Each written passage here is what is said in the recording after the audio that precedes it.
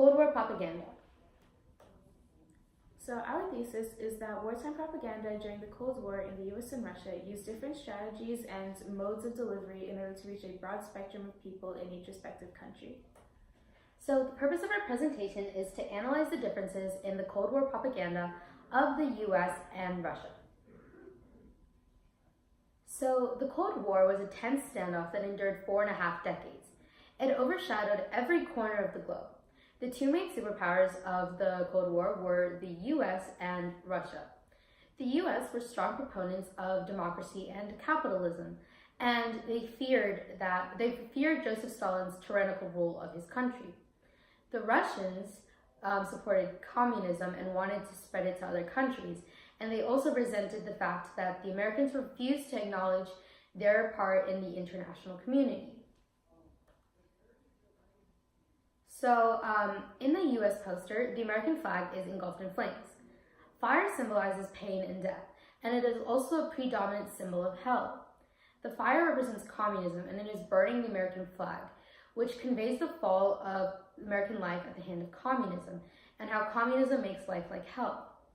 The American men are being murdered at the hand of the communists, who look like zombies, showing how unearthly and inhumane they are. The caption on the photo is "America under Communism," which shows how American life, including democracy and capitalism, would be destroyed under communism. Finally, the largest words in the poster say, "Is this tomorrow?" which emphasizes the imminence and urgency of the event, eliciting a stronger response from the audience. So on the Russian poster, the caption says, "Same year, different weather." On the US side of the poster, the weather is cloudy and bleak. And so the man in the photo looks old and jaded, and his face has shadows cast over it, and he's looking down, showing his submission and how he has given up. On the Russian side, the sun is shining, and the man is young and looks strong and healthy. He is more attractive than the man on the American side, demonstrating how communism is more attractive than capitalism. He is looking up, showing how the Russians are looking forward to the future. The thermometer labeled American industry rate, which appears to be struggling compared to the Soviets. The color of the American thermometer is black, showing the dismal conditions of America, whereas the color of the Soviet thermometer is red, showing the passion and power of the Russians. And the box at the bottom describes the alleged economic crisis in America. Alright, so for the common features and posters, we'll be looking at color, the two distinct sides, and the poses of the characters within the posters.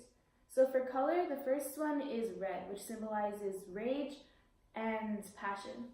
So the rage was typically directed at the opposing country as a result of some sort of technological innovation or something that would increase their power and put them ahead of the home country in terms of power or in terms of wealth.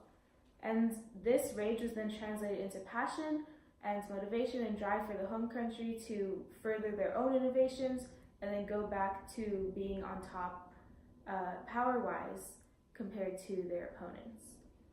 Yellow was another common color found, especially in American posters, and yellow represents cowardice, and so it basically showed how communism was just a cop-out government system.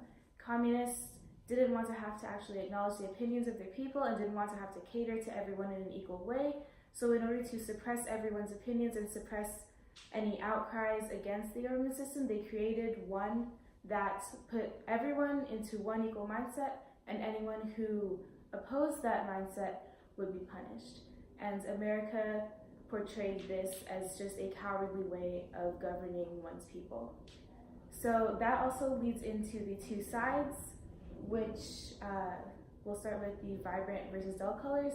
The home country is typically portrayed with vibrant colors, which are more appealing and draw the eye towards that side of the poster, showing how much more appealing and how much more beneficial the home country's policies or government system and even way of life are to the global citizens in general.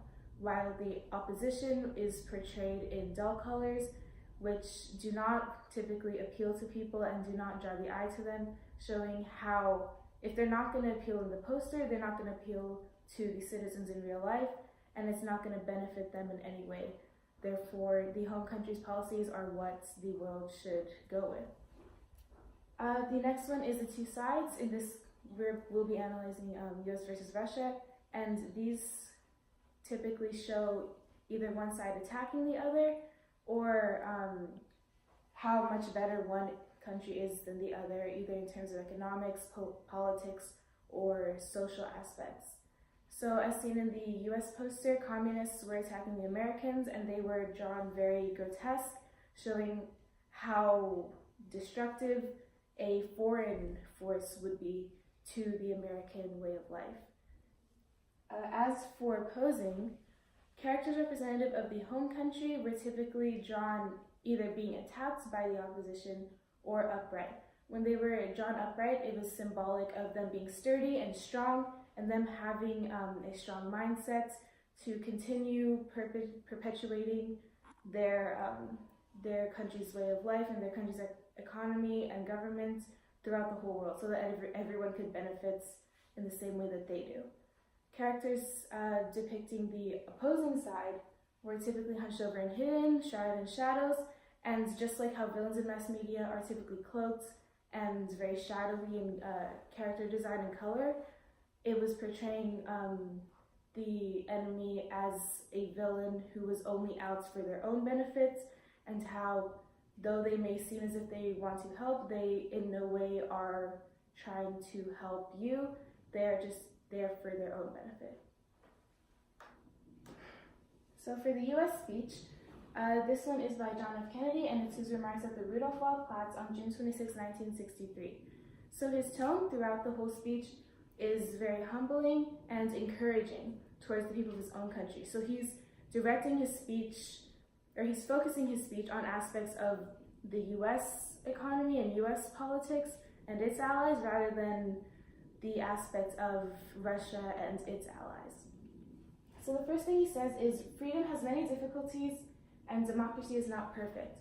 So right off the bat, he's acknowledging that though this is a system that he very strongly advocates for, he realizes that there is room for improvement.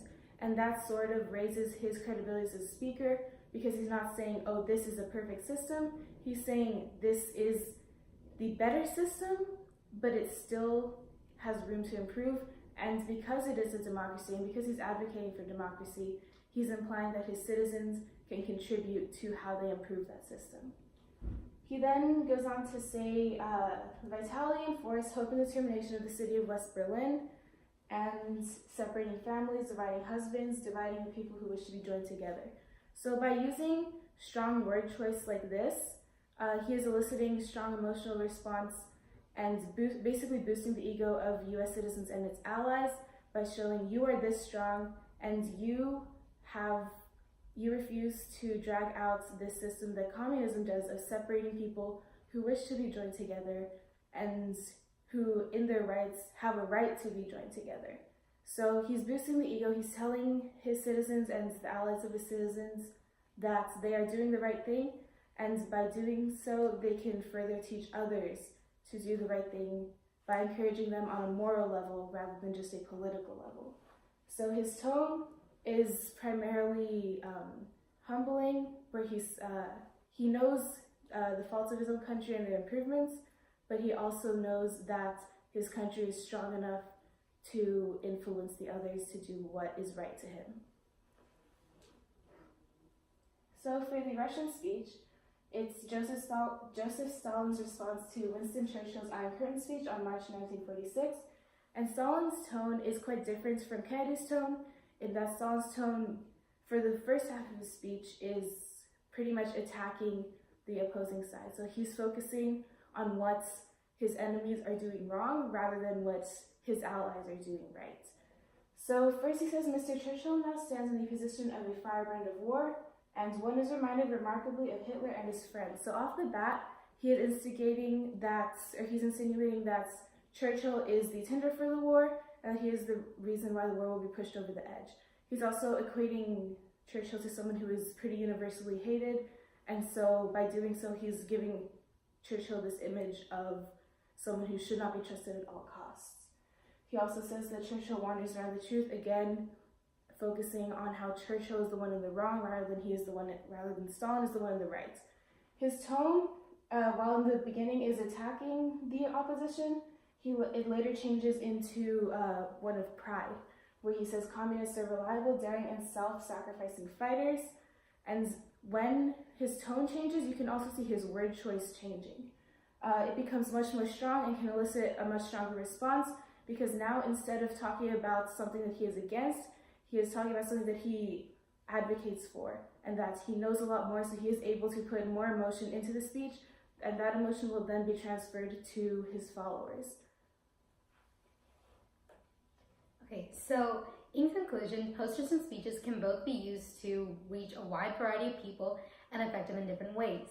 Posters are more accessible as they can be seen by many more people, and which allows them to reach more people. And also, they are represented in images rather than words, which bridges the language gap, especially in less developed countries where literacy rates are lower. And however, for speeches, they can use stronger language. Depending on the speaker, there's more credibility. For example, if the president of a country speaks, then there's more credibility from the president as he's coming from a position of power. Furthermore, it can elicit stronger responses as there is a more human aspect to the speech. And the passion of the speaker can be heard through the tone and the word choice they use, and they can be seen through the gestures. Both posters and speeches have their benefits and drawbacks, but most countries use both to capitalize the benefits to elicit the strongest response from the audience. These are our links, and then thank you.